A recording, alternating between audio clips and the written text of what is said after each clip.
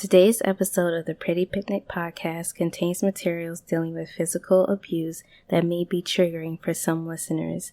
If these subjects are especially traumatizing for you, we recommend you skip this episode and come hang out with us next week. Please take care of yourself first.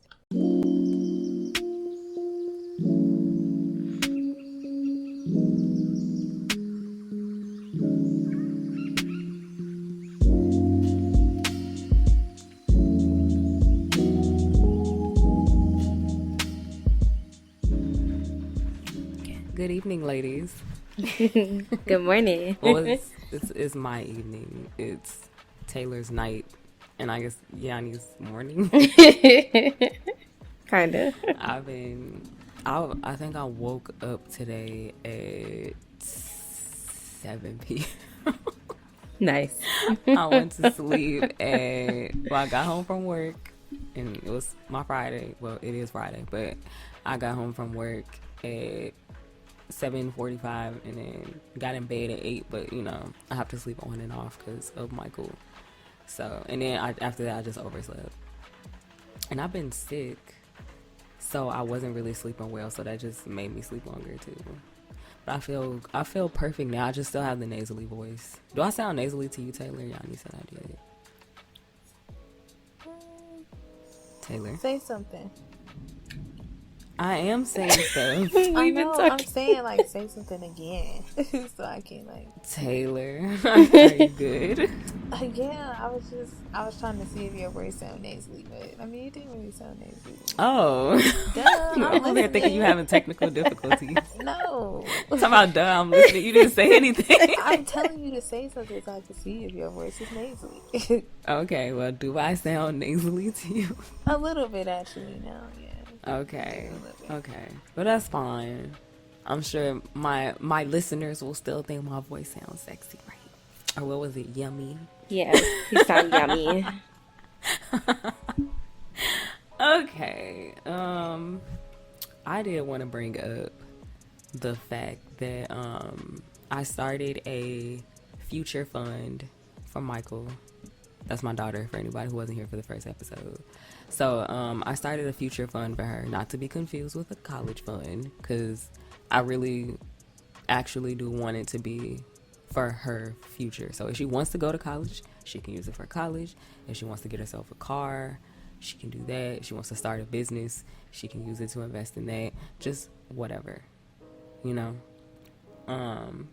So it has $2,000 in it right now. I think it's going well. I wanted to ask people on Twitter, has anybody ever started saving money for their child, from birth?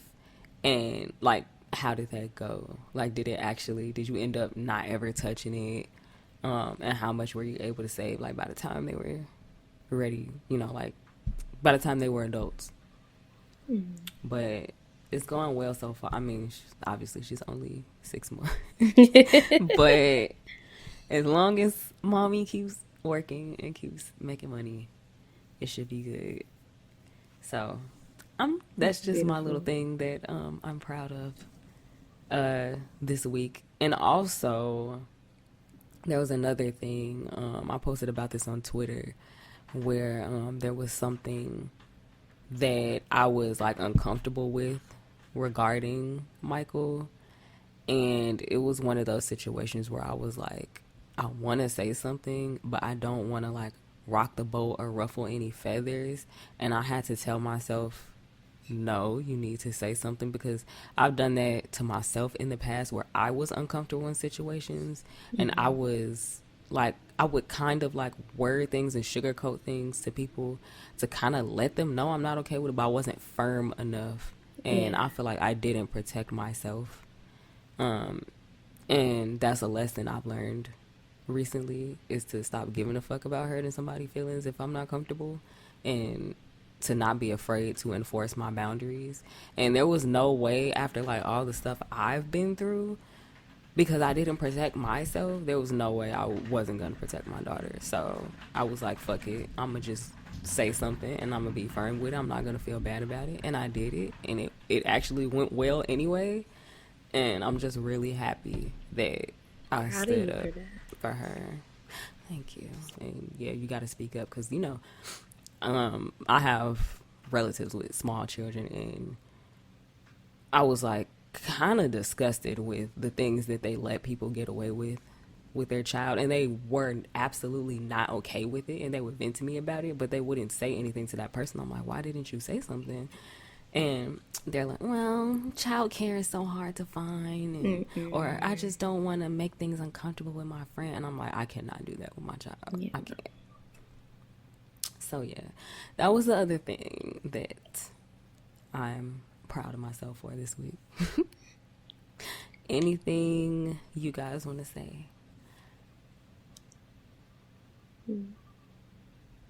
No.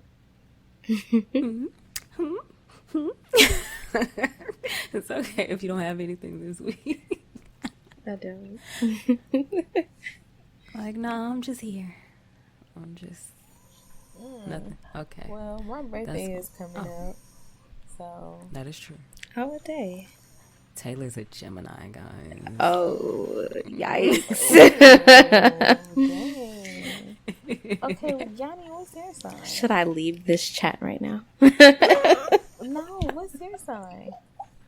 Scorpio. Oh, okay, I think I have a Scorpio rising. I don't know for sure because I don't know what time I was born.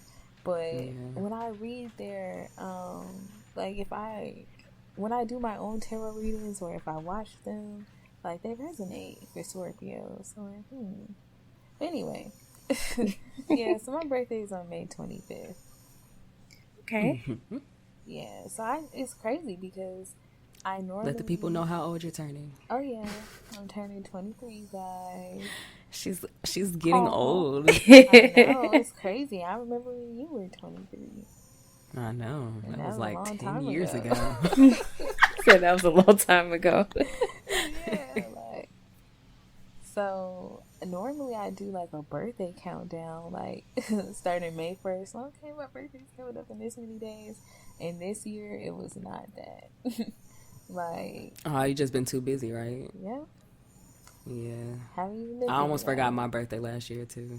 Yeah.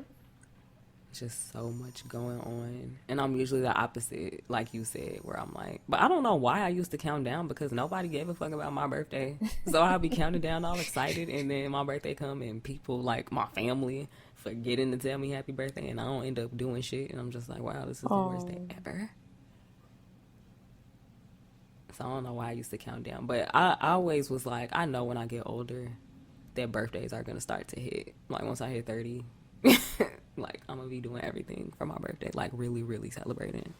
As you should. Oh yeah, Taylor. It's so weird that she's about to be 23 because she's still like I took care of Taylor when she was a baby, so she gonna always be a baby to me. I fully understand that now. That's what all and the families fact say. that I can say that, right?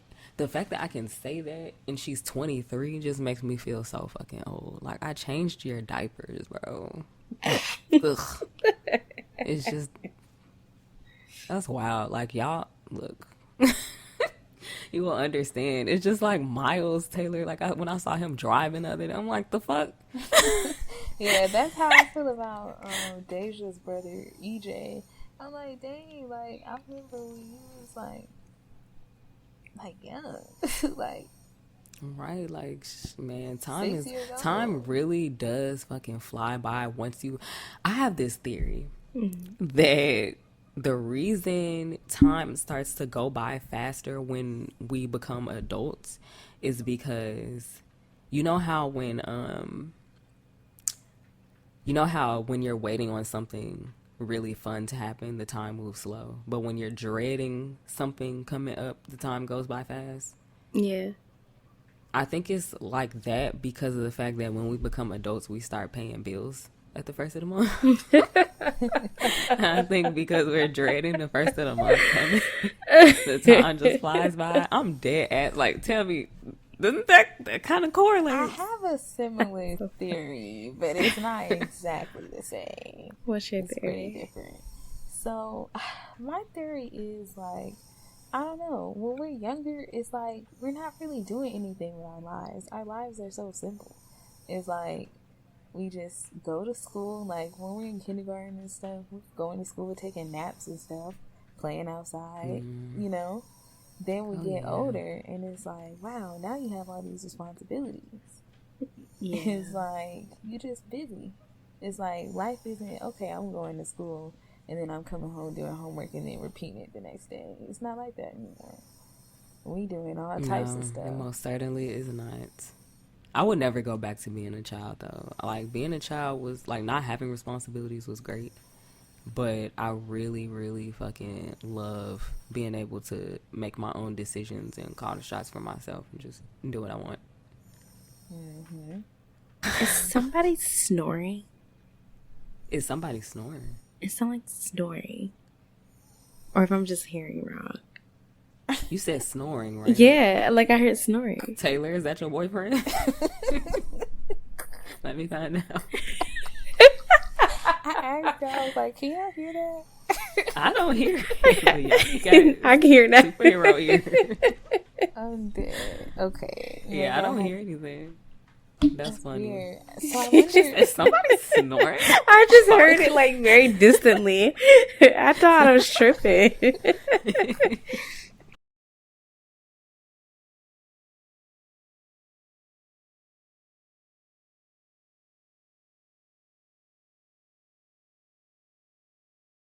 Okay. I'm about to get into this excerpt, y'all. Y'all ready? I think this one is funny. Okay. It was the middle of divorce number 1. Daddy had his own apartment and mommy had hers. We were at daddy's for the weekend. It seemed like whenever we were at daddy's house, we always ate the same thing. Oatmeal for breakfast and fried chicken and rice for dinner. We watched the same movies too. The Preacher's Wife with Whitney Houston, The Mask with Jim Carrey, and The Seventh Brother. That one was mine, and Daddy let me write my name inside the VHS cover in permanent marker. My brother Terrence and I attended Antioch Christian Academy. I was in K4 because I was 3 years old. Terrence was 6 years old and in first grade. I had a crush on his best friend, but I also had my own boyfriend. He was dark-skinned with a bald fade haircut, and he looked just like Michael Jordan. So did his twin brother, my best friend's boyfriend. Whenever I helped the teacher pass out papers and I walked past his desk, he would smack my butt. I'm sorry. That's terrible. I like going to that school because if I got there early enough, one of the really nice, pretty teachers would let me eat popcorn and Fig Newtons with her. They'd let us bring Disney movies for the whole school to watch together. One time, in the middle of The Little Mermaid, I farted in front of everybody. But I just wrinkled up my face and looked around for the culprit like everyone else was doing. Okay. So, in case you ain't get that from that excerpt, which I'm sure you didn't, today we're going to talk about growing up with our parents separated. Well, we're going to do that first. I'm not even going to tell y'all what else we're talking about. But yeah, so that's why I started off with talking about, living separately in my dad's apartment and my mom's apartment. I touched on that a little bit in our last episode. Taylor wasn't born yet, so that was just something that me and my brother experienced, at least then. So yeah, Taylor didn't experience like our parents living separately until 2006. So how old were you? 7? Yeah. So basically, like I said, my parents, they were married and divorced twice, and then they were separated like a bunch of times in between. So living with them separated, and then, well, I'll say this. I got to live with them separated, and I got to live with them, like, living together. And I would 100% say with them together was way worse. Way worse. Because it's like, I don't know. Like, I think anybody who has parents who are in a toxic relationship will say that, like, I don't know, like, as a small child, it would make me sad that they didn't get along and that they would fight and everything. But when I was just a little bit older and I like had to deal with their back and forth for so long, it became like I got to a point where I was like, please just divorce, like just leave each other alone. It's like when you're really young, you cry about it, like, no, I want my parents to be together. Yeah. But then you just get sick of that shit. So yeah, growing up with them in different households was definitely better. I think maybe the only weird thing was just seeing them date other people.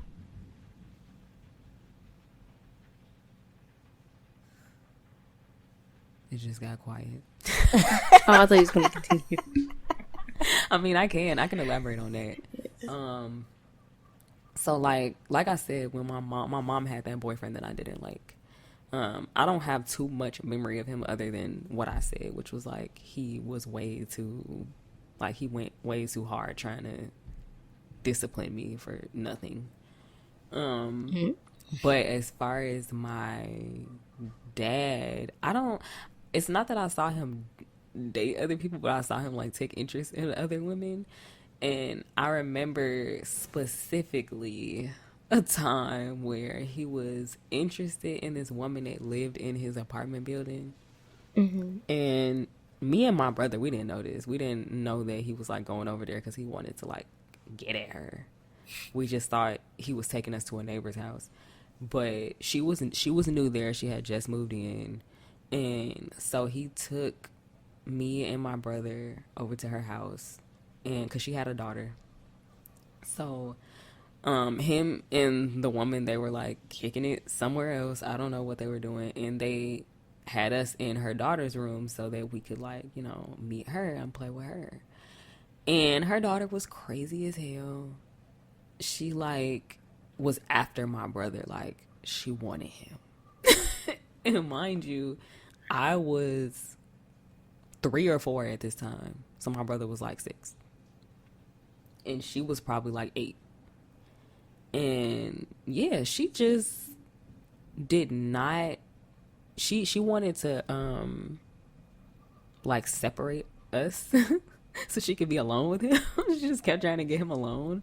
So we were in her bedroom. She had toys everywhere, like the whole ground was just covered in stuff. You couldn't even walk. And she had this tent, like this little play tent or whatever. And what she did was she tricked me into going into her closet, which was full of shit as well. And she pushed me in there, closed the closet door. And then she dragged Terrence into this tent and was trying to kiss him. And he was just trying to get away from her. I remember he told me that after. Wow. She was trying to kiss him. He was trying to get away. And yeah, that was all I remember from that day in that apartment, was her locking me in the closet and trying to like hop on my brother. But yeah, that's I don't remember Daddy ever dating anybody else. He told me later, like we literally talked about this like last year. He told me that yeah, that woman had just moved in and he was trying to talk to her, but she ended up having a boyfriend or something, so we went home. Like he helped her move into her apartment, everything, so he could try to get at her. And then he finds out she had somebody already. So yeah. And I don't think either one of them, I mean, I'm sure Daddy did his dirt. I'm sure he was like being a hoe, but he never like introduced anybody else to us. And neither did my mom.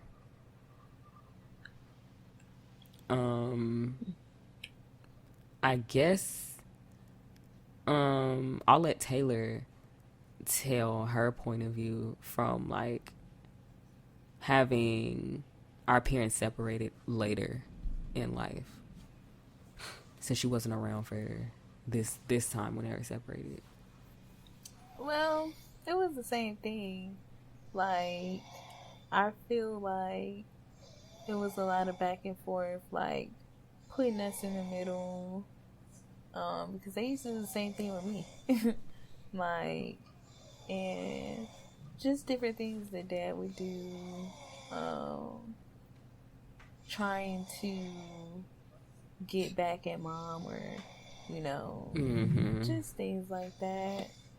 Yeah, they were so toxic. So when you think about it now, it's just like, ugh. We didn't understand it back then, but we understand what was going on now, and it was just so toxic. I remember, like, kind of touching on what you just said. My dad used to do this thing where whenever my mama would kick him out, he was allowed to come and visit and see us, but he wasn't allowed to live there anymore. And it was her house, so technically she could say that. But so when he would come over for visits, he'll be like, "Let me see your key for a second." And I'm just a little kid, so I'm like, like, I know something about this is wrong, but like, I have to do what my dad tells me to do. Mm-hmm. So I would give him my key, and he would always go and copy it after she changed the lock so that he could get back in the house when he wasn't supposed to be. So that's like what Taylor was saying, like, he would really like use us in situations like that, put us in the middle, and yeah, it was bad. I'm just like remembering my little self, my little face looking all innocent, like, I don't know if I should do this, but yeah, that's the type of stuff he used to do.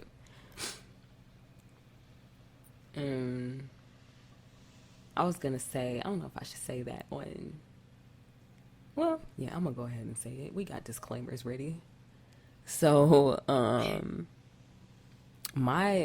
don't even think, Yanni, your parents are still together, right? Yeah, they are. Wow.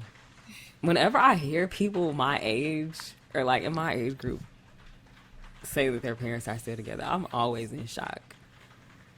Cause I don't know, it just seemed like when I was growing up, everybody's parents were divorced.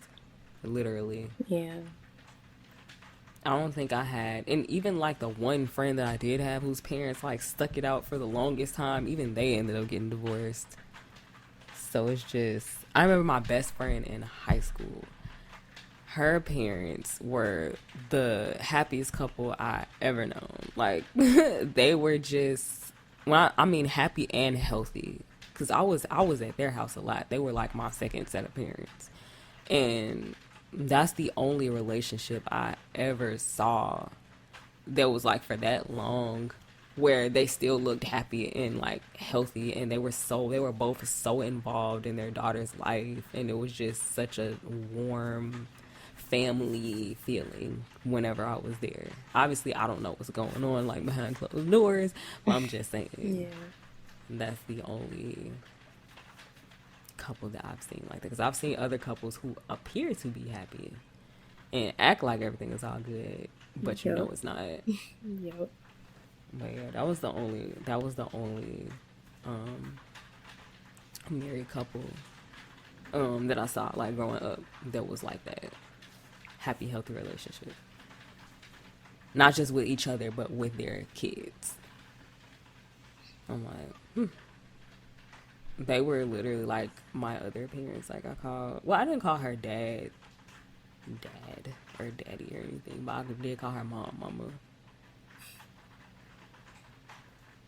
Taylor, do you have any friends whose parents are still together?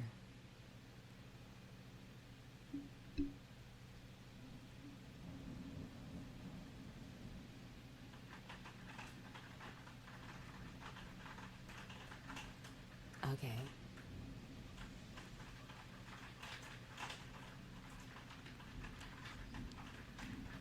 You said, okay, never mind. I'll text you about that. Okay. Well, I mean, that's more people than I know. I want to ask you guys. You said who? Oh, well, yeah. I guess I meant, wait, how long have they been married? They got married in 2014? 13? Oh, 14. Okay. So it's been a good, I was about to say 12 years, y'all. I can't do math. Nice. It's been a good 8 years.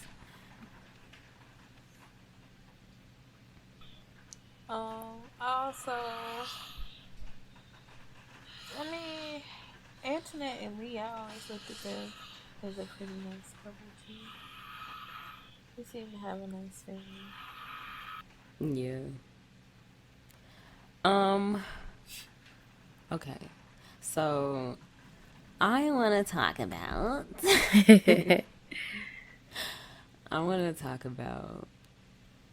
school. I'm gonna say from what we're talking about ourselves as children.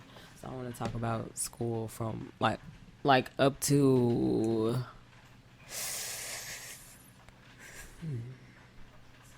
okay, we'll talk about being like I don't even know if y'all remember this shit because I'm the only person who remembers everything that happened 25 years ago.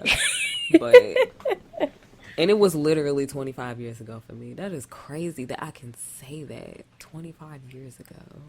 Yeah. I'm anxious. Oh. Talking about you're old. Get over it. Look, that's not old, but It's not old. Nah, like we I think we all know that it's not actually old, but it just feels so old saying 25 years ago. Like that shit just sound wild. yeah. 4-3. Wait, what is it? 4-3. Wait, what's the score? Is that 2 weeks? No, that's a half night. I mean, a half night? What are you talking Okay, about? ignore me. That's how they used to measure time, like back in the 1800s or something. Interesting. I mean, not a half night or fourth night. I sound so dumb right now. I'm gonna just shut up. Okay, so I'm gonna say I want to talk about school life up until like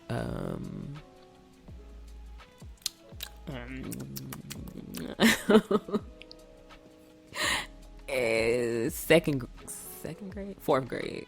I'm gonna say fourth grade just because after I left fourth grade, I switched schools, so it kind of like was a new. After new, fourth like, grade, new I was territory for me. homeschooled, so it's kind of perfect. Really? Yeah. You were. Wait, how long were you homeschooled? So After I that? All the way graduated. through high school? Yeah. Wow.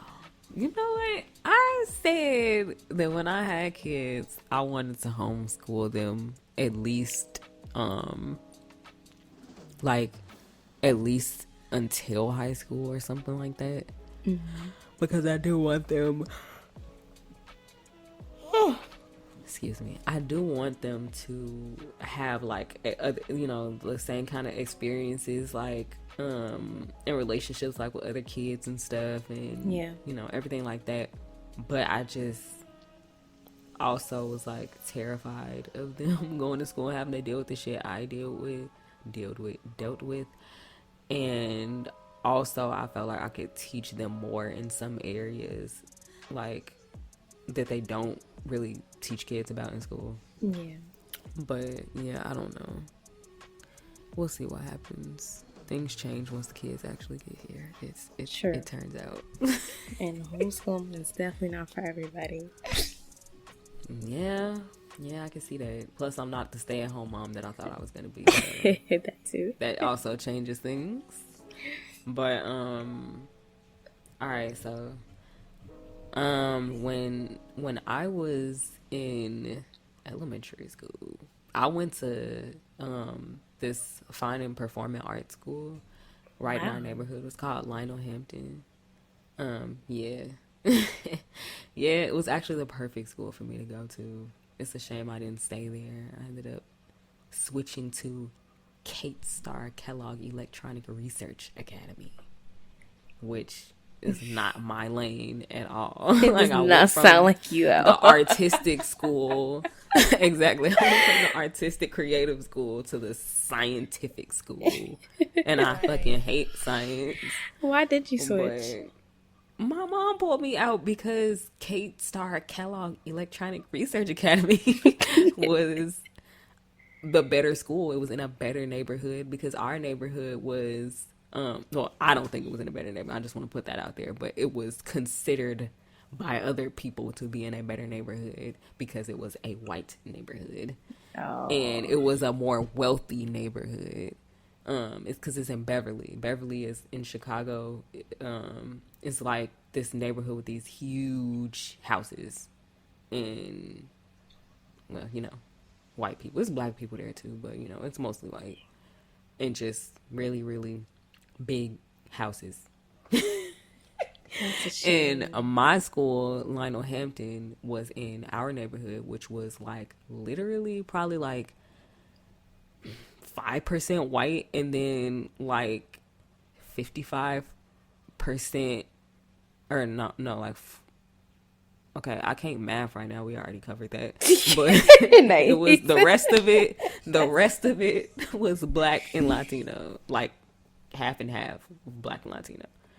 So, yeah, my mom felt like it was a better school in a better neighborhood, so she pulled me out, and I wasn't even really supposed to be going there because we didn't live in the district, but we just used my grandma's address because she lived within the district or whatever.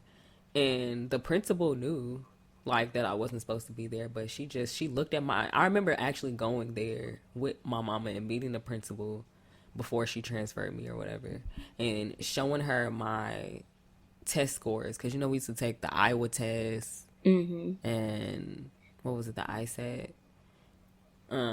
But yeah, she showed her my test scores, which were literally like almost perfect in every category. I don't remember what those categories were now, but you know, she showed them to the principal, and the principal was like losing her fucking mind. This old white lady. I forgot her name. Do you remember the first principal? Miss Connolly. Yeah, Miss Connolly. I wonder if she's still alive. Probably not, huh? She was a few years ago. A lot can happen in a few years when you're that old. I mean, yeah. But she was still, like, up and walking and stuff. Like, she would still go to Kellogg. Alright, well, I'll look on Facebook or something to find out. But, yeah, she was losing her mind at my test score. She was like, basically said, fuck it, I'm gonna let her in. Because these scores are too good. And she ended up being... She real let down because I was real depressed after that, and my grades dropped like crazy. So it wasn't even worth it. But yeah, I remember that day because I was literally so miserable after that meeting with her, and her telling me that I got in, and my mom was just like, "You're going to a new school," and I'm just like, "What? That's why the fuck we came here?" Like, she didn't tell me nothing. And so once it was done, and we just walking out the school, and I'm looking sad as shit, and she's just so excited. Remember how I said my mom didn't really hug me or kiss me when I was younger? This was one of those rare times when she did. She was grabbing me, squeezing me, kissing me, smacking my butt, just screaming because she was so happy that I got into this good school. And I was literally just walking out the school like with the most sad look on my face. So I'm like, it was a completely new environment, and I was gonna be there by myself. Like, me and my brother had always gone to school together, but she was letting him stay at Lionel Hampton because he was gonna be in 8th grade. So it was his last year. She wanted him to go ahead and finish it out with his friends and everything like that. But totally different. I didn't get to do that. Yeah, I was about to say, I don't think she really cared about that when it was time for you to go to school either. It was just like me and you, like, we were just forced. Because Taylor, you switched schools right before 8th grade too, right? I mean, I switched right before 5th grade, but yeah, Taylor had to. And I remember when, because they switched her because my mom and my stepdad had bought a house together all the way in the suburbs. You know, we lived in Chicago our whole lives. So they bought a house out in the suburbs, and it was just it was literally like an hour and a half drive or something. So there was no way she could go to school and live out there with them, like still go to the same school and live out there with them. And I remember like I didn't move. I stayed at my grandma's house where we were living prior to them moving. So I stayed with my grandma, but Taylor moved out there with them. And I remember like coming out there that like for a week or something to see the new house and everything like that right before school was about to start. And when Daryl dropped me off at my train to go back to Chicago, Taylor broke down. Like, she literally grabbed me as I was getting in the car and started crying. I mean, getting out the car and started crying, like, don't leave me. I felt so bad because she had never done nothing like that before. And she just looked so sad. I just hugged her. I'm like, oh. No, that's when you started to like me. Yeah. That's true. Taylor did not like me when we were kids. When we lived together, I think we were just around each other way too much. First. And when is at first? Like when I was 5 and stuff. Well, maybe it started okay switching you, around when I got 5. It started switching right when around Taylor was a terror when she was small, and then once she got a little older, then it became where she hated me as well. So like we just did not get along at all, and then we had to share a bedroom our whole lives until they moved out to Beach Park. We shared a bedroom from the time she was born. So that just made it even worse. We were constantly on top of each other and around each other, and it was just too much. But once they moved and we didn't see each other that much, we were like best friends. And Taylor just what you mean? No, I was we saying, wasn't. No, I was like, look at mine. I was going to but yeah, like it got better once we separated. Yeah, we just needed some space. But yeah, I'll never forget that day. She literally clung to me like a little baby. I'm just like, oh, I'm sorry. I'm like, it's okay. It's going to be okay. Because she just really did not want to have to go to that new school by herself. And everything was new. New house, new neighborhood, new city, new school, new friends. Just everything. No family. Right. And it was complete. Cause, it was like, I barely knew Daryl, too. So, like, right. I used to, when he would be at work, that's when I, like... Okay, I can hear the snoring now. Yeah. Oh, dang. What did he just do? He rolled over. Oh my! It got like very loud. Oh wow! Because at first I thought Yanni was breathing hard. What? I was about to say, damn, why is Yanni breathing so hard while you telling your story? Oh my god! Like, dang, we boring her. She's like, get on with it. But okay, I'm sorry. What were you saying? Okay, so I was saying, like, well, dang, I forgot. Oh yeah. I didn't really know Daryl like that. So like, when he would go to work, that's when I would be around the house and roaming freely. But when he would come home from work, I would be in my room. And it was just because I didn't know him. Like, I felt like we were in his house. Like, it was just, not that he did anything to make me feel that way. It was just, I just felt that way. And it was like, they moved out there on my birthday, literally. So, May 25th, 2012, that's when they moved out. And I remember it was like our last day actually, like, having a full day of class. And you know how you go back for that one day, you like meet your new teacher and stuff like that. Mm-hmm. So yeah, it was the day before that, like it was the last full day of school, and it was hot that day. We were all outside in the back with the willow tree, and I was just so sad because I'm like knowing that they moving all of our. So. Actually, Taylor, you can really kind of like speak on what it's like to grow up like with a step parent, because even though me and Terrence are here, and he's our stepdad too. We didn't grow up in that house with him.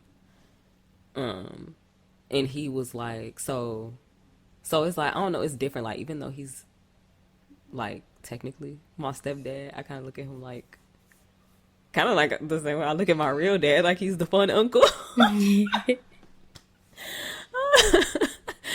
So yeah, it's not like I like, you've already probably heard Taylor reference my mom and stepdad as her parents tonight. Yeah, I think you did that a few times already. So like, she, you know, she looks at Daryl like he's another father. And I can't speak for Terrence, but I mean, Terrence has been around Daryl even less than me. So he probably like kind of feels the same way I do. Like, you know, even though he's technically my stepdad, I don't actually like, I don't know, like look at him that way. But Taylor, you know, she's been in the household with him since she was, what, 13? 12. Yeah, 13 years. Oh, 12. Wait. Oh, yeah, 13. You're right. So, the past 10 years. We moved on my 13th birthday, yeah. And he was actually, like, played, like, that father role in her life. Mm-hmm. And, you know, everything like that. So, I can't speak on that. Yanni's parents are still together, so she obviously can't speak on having a step-parent. No. But, yeah. Cool. Can... Oh, well, yeah. So, like I said, at first it was different because I didn't feel like I knew him very much moving into the house. So it definitely was uncomfortable for me, but slowly but surely it's like things just got more and more comfortable, you know, and I don't know. I just treat him like how I treat my mom. Like, so the little things I do with her, like, something I always would do that they would act like they ain't like it, but they loved it. I would come in there, I would knock on their door, I ask if I can come in. I do this all the time. I ask if I can come in, they say yeah. And he might, like, our little joke, like, he might make a little funny voice and say yeah, like, I come in. But he'll, like, make a funny voice when he says it. And so I'll laugh, I'll come in. I'll give them both a hug, or I'll just not want nothing and bother them. Like, I don't know. We just have little different things. Like, he really is like a dad, you know? And yeah, I was gonna... Oh, I'm sorry. Go ahead. Oh, my bad. Yeah, like, it's just, we got close. Like, I could talk to him. Like, you know, I could cry in front of him. Like, I don't know. Just different things. Like, I could talk to him about... Like, I actually feel more comfortable talking to him about, like, let's say I get into some type of trouble or anything. Like, I would feel more comfortable talking to him than my mom. Yeah, he's a lot more laid back and chill, understanding. Mm-hmm. I was gonna say you kind of won the step parent lottery. Yeah, I with did. Daryl, because usually you hear about stepdads or stepmoms too. As you just hear about them being evil. Yeah. And, like, not treating you like their own. Because Daryl already had his own kids as well when they got together. But he still treated Taylor like his own. And, yeah, you just hear so many stories about crazy, fucked up step-parents. So, right. Taylor got a pretty good deal. Yeah. Really, like... Daryl's pretty normal. I feel like he's a great stepdad. Like... He's very supportive. Like, I learned a lot from him too. Like, he's very knowledgeable in a lot of different things. Like, he's very, like, business savvy. So I learned, like, different things from him, and just like seeing how he had a good credit score and just growing up wanting to have the same thing, like stuff like that. Like, I really, like, admire him as a person as well. So it's really, I really did win the stepdad or step-parent lottery. Like, it really is a cool relationship, you know? Yeah, but we have the kind of father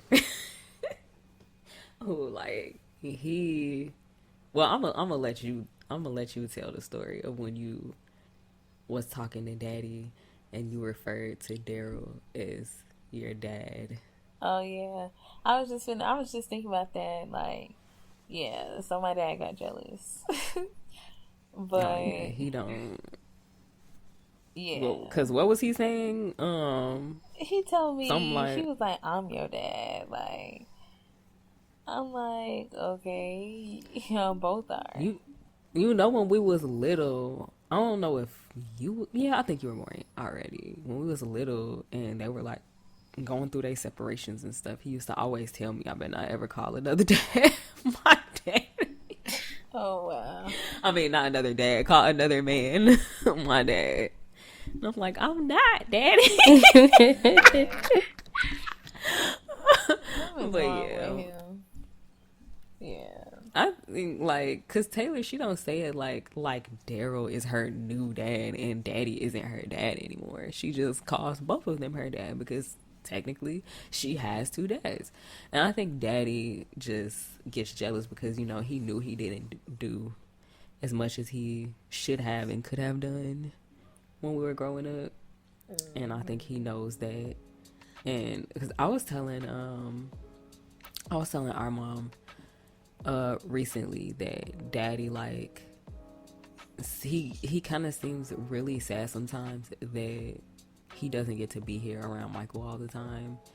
And I know it's because, you know, Daryl is here and he does get to be around her all the time and hold her and feed her and stuff.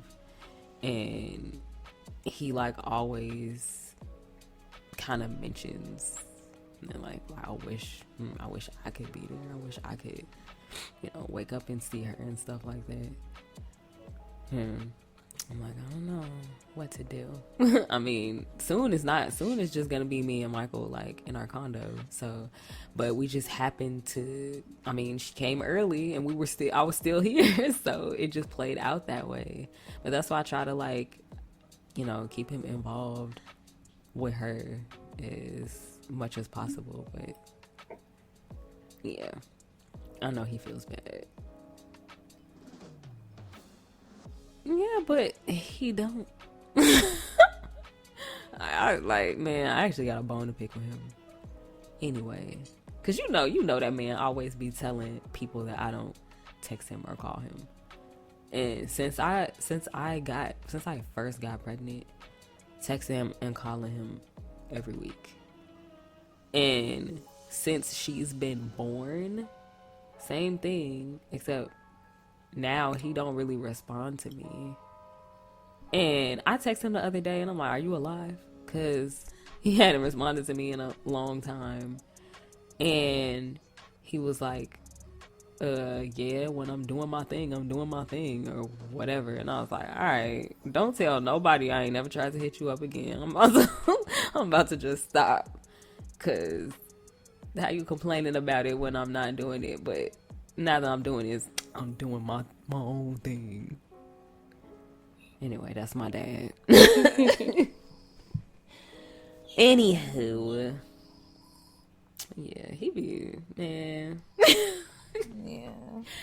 Let me stop talking about it. But nah, I love my daddy, but like I said, he's like that fun uncle to me instead of like my father figure. It's weird.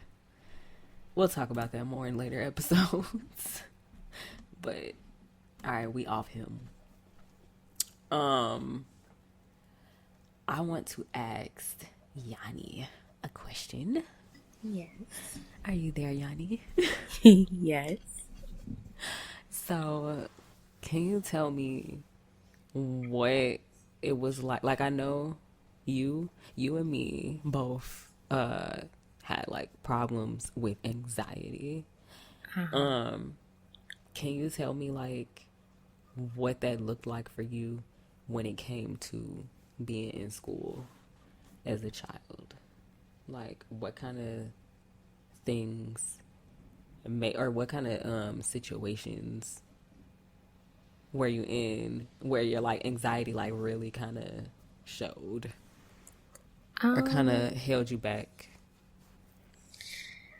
Okay, being in school, I didn't develop like bad anxiety until I was 14. So being in school, it was just mostly me being the quiet, shy kid, because I was a very shy kid. So as for moments where it could hold me back, I would get picked on so much about it. But I had trouble like speaking to people, especially like people I wasn't comfortable around or I didn't know. So that was a big thing when I was in school. So my teacher wouldn't really pick on me, but I always that always be my biggest problem.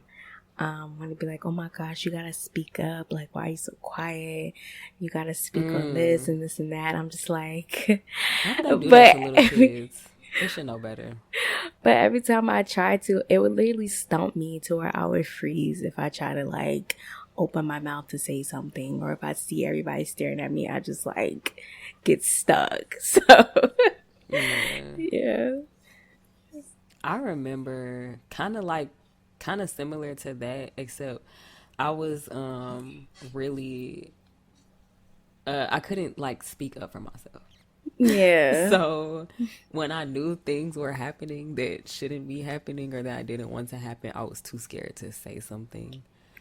Exactly. And that was like, I don't even remember like around what time that started happening, because when I was smaller, like 3 or 4, I was that little kid that told you about yourself.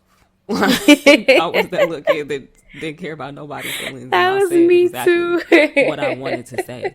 And I think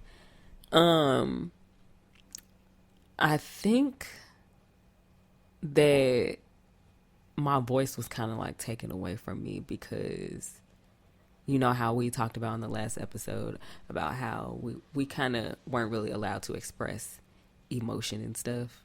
Yeah. When it came to our parents, I think that kind of ended up messing me up, where I like, not only did I not express emotion, but I didn't express not only did I not express sad emotions, but I didn't express any emotions. So I didn't express anger or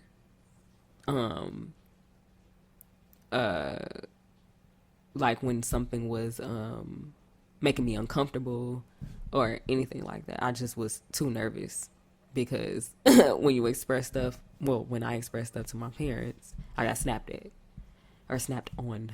So I can remember a situation when I was in kindergarten. And when you're small and you got, like, it's Valentine's Day, everybody just brings in stuff for the whole class.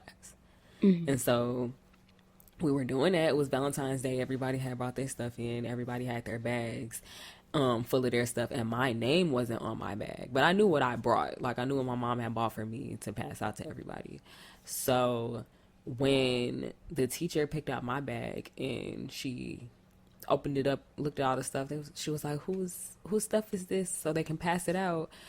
And I knew it was mine, and I was about to say that it was mine, but this little boy in my class stood up and said it was his. And I just remember, like, in that very moment, just kind of, like, how you can feel your cheeks turning red, or like you feel like, like that nervousness just building up inside you. And I'm like, kind of in my head, like, willing my teacher to just know that it wasn't his and that it was mine, like, so that I didn't have to say anything. But of course that didn't happen.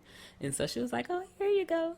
And he just started passing my candy out, and with this big old smile on his face, everybody thanking him for the treats and stuff. And I'm just sitting there watching him, like, looking kind of sad. Yeah, it was very sad. I feel so bad for tiny Tanaé. Poor baby. I was so sad, y'all. And then not even just like with school, but also in other situations, being anxious as a kid and not speaking up for myself. First of all, my mama used to do this thing that I vow I'm never gonna do to Michael. Is when I was small, she would force me to do things that she did not prepare me to do, like going into stores by myself and like ordering pizza over the phone or something by myself, and acting like, when I was nervous to do it, I'd be like, but I never did this before. I don't know how. She would yell at me like, just do it. Like, it's not even that big of a deal. Like, and acting like it's or at nothing. least tell me like, what okay. to say. Exactly. Like, you have not even prepared me. Like, we didn't go over this. You just throwing me to the wolves. So she used to do that all the time. So I was terrified. That's another situation where my anxiety would just flare up, was when I had to go into stores by myself. I would make up any fucking excuse, but it didn't matter. Ordering a pizza over the phone, I would always try to make my brother do it. Like, I don't want to do it. But yeah, she took me to the beauty salon one time to get my hair done, and I wanted my hair like how I saw Tia and Tamara's hair on this one episode of Sister Sister, because this one Sister Sister was on air. Yeah. And yeah, that was my show. So they used to wear, like, if they had their hair up in a ponytail or something, they'll have like a long strand of hair hanging on either side of their face. Yeah, I remember that. And I wanted that. And I called them bangs. I thought that's what they were, bangs. So when we went to the beauty salon and the woman asked what I wanted, I told her I wanted bang. And I described it exactly like that. Like, you know, one long bang on this side, one long bang on this side, and the rest up in a ponytail. And she was like, okay. And my mom was there when I described it and everything. And so I thought everything was like understood. But as I'm sitting in the chair, she getting ready to style it, she pulled out some scissors. And I'm like, in my head, like, is she about to use those on me? And I'm like, and then she pulled them out, and she was like, she pulled my hair in the front. Basically, she thought I wanted Chinese bangs. No. Yeah. So she pulled, you know, enough hair to make the bang in the front, and I saw her move in front of me with the scissors about to cut them, and I was like, oh, like, you know, in my head, like, oh my God, I should say something, but I was too scared.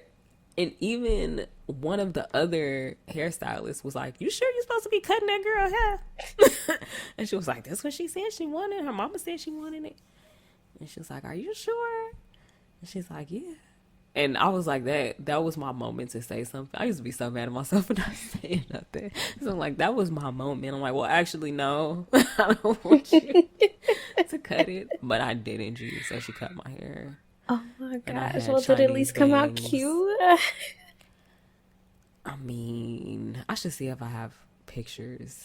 I don't think I have pictures from that. So that was when I was like, I want to say 9 years old. Yeah, because I already had a relaxer. I got a relaxer at 8 years old. I want to say I was 9 or 10. And no, I was 10. It was for my 10th birthday, I remember. Because this woman was like really nice at first when she was doing my hair, and she like, when I started crying because I was tender-headed, which now I don't believe is a thing. I think people just don't know how to do hair. Certain textures of hair. I started crying, and she was like sharing her Mentos with me and stuff and trying to make me feel better. And then after a while, she was just like, okay, come on now, like, you doing too much. But yeah, so she cut some Chinese bangs for me, and I like cried as soon as I got home, and I told my mom that's not what I wanted, and she was like, well, why didn't you say anything? I'm like, I don't know. I didn't know what anxiety was when I was that young. I didn't know why I couldn't just say the stuff that I wanted to say. It was just scary. I don't know. And then when you're a child, you really don't want to say nothing because you're taught to believe that adults are right all the time. So I'm like, she must know what she's doing. I mean, that's what I was taught. I can't speak for everybody, but, you know, my mom's always like, you know, you have to listen to adults. And that's another thing I'm not going to teach Michael. Like, I'm going to teach her to listen to her mom, and if another adult tells her to do something that goes against what mommy says, then don't do it. Or if an adult tells her something that she knows isn't right, then don't do it.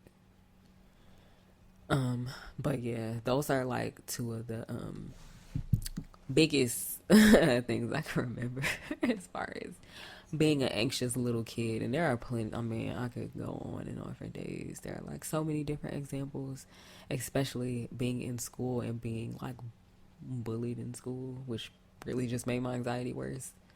Like I remember there was a little boy. His name was Julius. He was like, you know, the cute boy at school. He was like a year or two ahead of me. And I remember him stepping. We were like at my school when I was in elementary school. Like when you got to school and school hadn't started yet, everybody's just outside, just like waiting for the doors to open, like lining up with our class or whatever.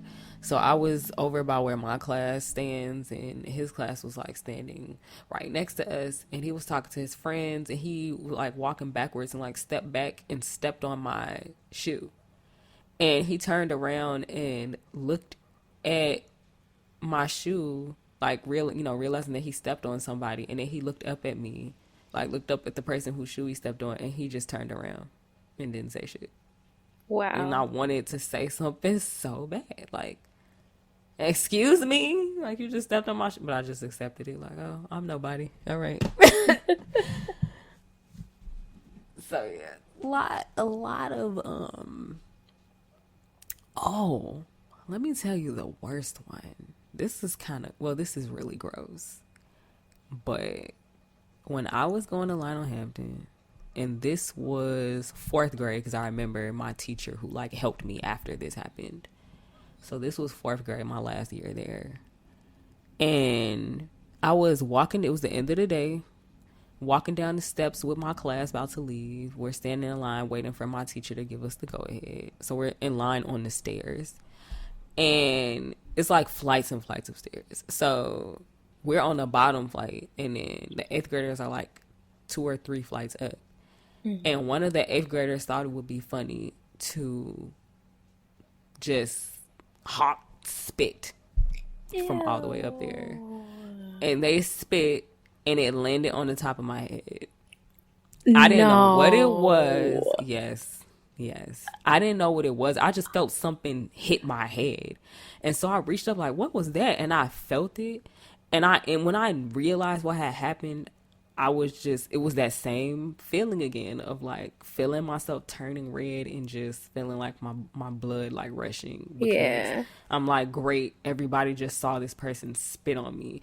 And you know when something embarrassing happens and you just try to pretend like it didn't happen. It didn't happen, yeah. So that's what I did. But when we started walking again, I walked past my teacher. She sees this big glob of spit on top of my head. She was like, what happened? Did somebody spit? She was like, oh my, she was really upset. She couldn't believe somebody did. And rightfully so. Like that is like, who does that? So disgusting. So yeah, she went and cleaned me up and everything. And I was just like, oh my God. As I'm telling these stories, I'm just realizing how I kind of just took everything. Like I just took it and just accepted it. Like the shittiest things. Because I should have been reactive to that. And I just wasn't, because I'm just like, oh, it's just another day. But anxiety really stops you from being shitty reactive. Things happening to me. Yeah. It really does. And that's unfortunate. I always said that I want to make like, as soon as I found out I was having a girl, I was like, I want to make sure that I raise her to be vocal and outspoken about how she feels. And I don't ever want to do anything to take her voice away from her, like how mine was taken away from me. I want her to always be able to express how she feels and tell people when she thinks something is wrong, when she feels uncomfortable, when she doesn't like how she's being treated. Mm-hmm. I don't want her to be like how I became because of how I was, treated by my parents. Yeah. Ever. Because that stays with you. Like, and I know from experience that it stayed with me, because as an adult, I was put in situations where I should have spoken up for myself and I didn't. And it really goes back to that, like, people, the way you grow up, like how your upbringing is, really affects you. It does. Later in life. Taylor, are you asleep? No, I'm awake. No. She's dozing. I definitely thought she was about to not answer. Taylor, I don't know if you want to share those experiences, but I know you have a few as well where like, because I know you weren't bullied when you were younger, for different reasons than I was. I was bullied for like being the ugly duckling, being a lame. In elementary school, people thought I was a nerd. I got made fun of because I like to fucking read. I got made fun of because I didn't talk to boys. Like, nigga, I'm 8. I'm talking to boys for. But yeah, I got made fun of because of that. I got made fun of for how I spoke. And I wasn't even like this proper speaking little kid. Like, I definitely was when I was really, really small. But once we moved to public school, like, I was talking like how I talk now, using slang and all of that. But because it was me and people just had fun making fun of me, they was always calling me white because of how I talk. Like, I remember this dude that I really didn't like because he was a bully. But my best friend was cool with him, and I was hanging out with my best friend that day. And he rode past on his bike. He was like, "Hey, Maisha, what's up?" She was like, "Hey, Haji." He was like, "What's up, Tanaé?" I was like, "Hey." And he was like, "Tanaé, your white ass." Like, bro, what the fuck did I do? I think I just said, hey. So people just like to make fun of me just because. When like, you're articulate at that age, they definitely do that. It used to happen to me all the time because just my parents taught me how to speak articulate. So, but Taylor, can you give us some insight into the things that? Well, I'm gonna say situations where you were too nervous or anxious to like speak up for yourself, but you feel like you look back on them and you wish you would have spoken up for yourself. Dang. I mean, I know I have plenty of times that's happened. I would just have to like think. Let me see if I can think of one, because I remember like certain things happening to you. Even like love situations where you just wish you would have like stood up for yourself or something. Like, I don't know. I have plenty of. You was in love as a child. Oh, you're right. Well, even like just okay, definitely getting bullied. Those were times. I mean, most of the time I did stand up for myself, but there would be times where I still wouldn't. So yeah, a lot of those times.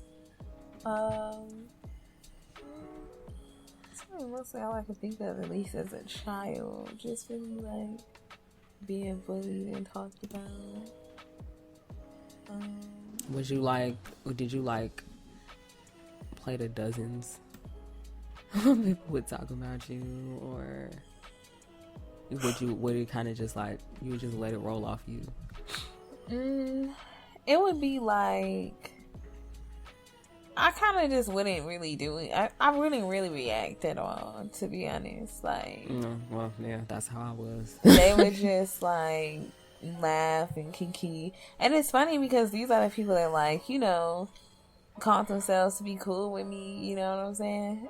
Like, but they'll still like. I have some friends like that. Talk stuff. We gonna talk about that too. Not tonight, but we gonna talk about that. Yeah. So yeah, I mostly wouldn't do anything, but if I did, like there were times where I would stand up for myself and say something, but there were still times where I wouldn't. So yeah, it's tough. Yeah, it's like kids are really evil. And it's like it's like on one hand you can't be too upset at them because they're children and they don't really understand the consequences of what the things they're saying and doing, like how they can affect people in the long run. or even just in that moment. But on the other hand, it's like you need to let them know the repercussions of that. Like, you can literally ruin somebody's self-esteem for the rest of their life and just cause so many other issues. And it's like, people look at it like, damn, I just called you fat. What's the big deal? You know? But it's like they don't get it. I wonder, like, why. Like, do you think most kids who are bullies, do you think they're like bullied at home and that's why they become bullies? Or are they just evil spirited little individuals? like the kind of people that go to school and bully people every day. I mean, yeah, I think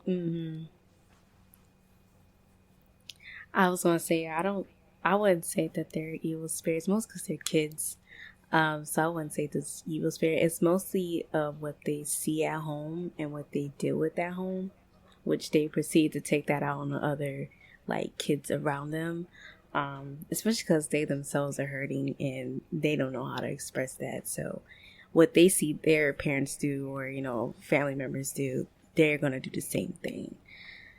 So, and what's crazy is they actually end up bullying other kids who are just like them, like dealing with the same shit. Exactly. Because that's me. Like, why I couldn't stand up for myself is because of how I had to act at home when I was getting, you know, bullied. And I did the same thing at school. So I was like the other outcome, I guess, of what happens when you bully your children. Yeah. They either become bullies or they just can't speak up for themselves. Basically, yep. That is so sad. I hate cycles of abuse. Oh my God. It really is a cycle because it creates people like that. People like it just creates those kind of people over and over and over. To where it goes even to their adult life and it just goes in different ways. All right, guys. I think that is a good stopping point for discussion. I want to mention this because I forgot to mention it last time. For anybody who is listening to the podcast right now, we do want to open up our email for people who just want to share our experiences. And also there's going to be a section if you're listening on Spotify or Anchor. There's going to be a section where you guys can share things, whatever question I decide to ask, but it's usually going to be like for you guys to share your experience, your personal experiences with the things that we discussed in today's episode. So you guys can do that. And then also we want to just open up our email for anybody who wants to ask questions or for advice, anything that's relationship related, whether it's familial relationship, a platonic relationship, romantic, sexual, you know, anything. And we're going to keep that open, like for, you know, the extent of the podcast. And yeah, you can also share your stories there if it's like too long for you to put on Spotify. If you just don't have Spotify and you're listening on YouTube or Apple Music or Apple Podcast, or wherever else. So now, I also want to say we're on Anchor and Spotify. We're also on Google Podcasts. We're on Amazon Music. Not sure if we're on Apple Podcasts yet, but I did submit to it. And of course, YouTube for anybody who just doesn't subscribe to stuff like that, like me. Me. Literally don't stream music or subscribe to, you know, podcasts or music stuff at all. Hopefully we'll be on Stitcher soon. I couldn't figure out how to submit to Stitcher. It was weird. But I want to do that. And try for Player FM as well. I gotta go in there and figure out how to do it. But yeah, those are all the platforms that you guys can listen to us on. The email is prettypicnicpod@gmail.com. So not Pretty Picnic Podcast, just Pretty Picnic Pod. And as I'm telling you that, actually, let me fucking check and make sure I'm not lying to you. Yes, prettypicnicpod@gmail.com. And once again, the website is tanaebrianna.com, and then you just click podcast in the menu. If you want to follow me on Twitter, Instagram, and YouTube, it's all at Tanae Brianna. Yanni, you want to give your handles? My Twitter is at Yanni_. My Twitch is Yanni Mommy, and my Instagram is Yanni Mommy 2. Yeah. And Taylor, if you're still awake. My Twitter and Instagram are both Taylor's Laced. You can also find me on Facebook at www.facebook.com/Taylor's Lace.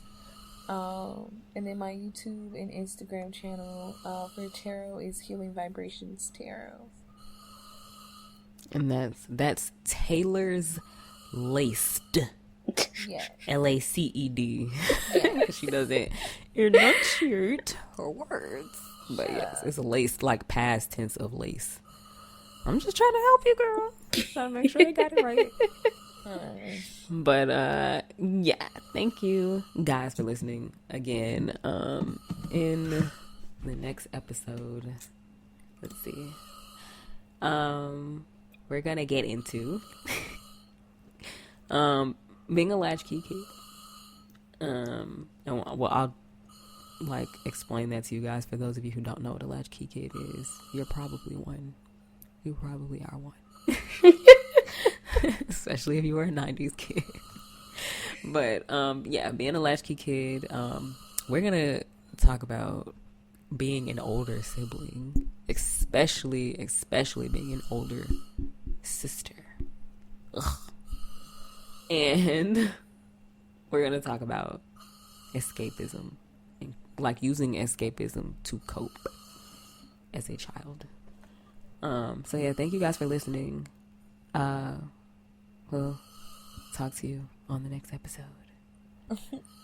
Bye. Bye. Bye.